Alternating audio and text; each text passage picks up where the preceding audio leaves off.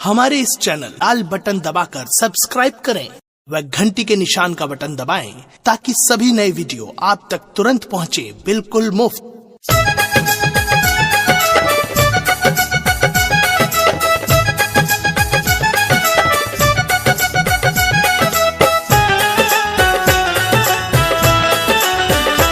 अपने सुन रही थी गंगा कैसे प्रस्तुति।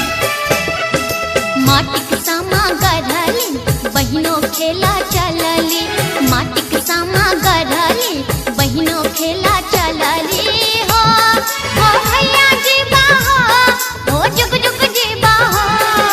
माटिक सामा गढ़ली बहिनो खेला चलली, माटिक सामा गढ़ली बहिनो खेला चलली।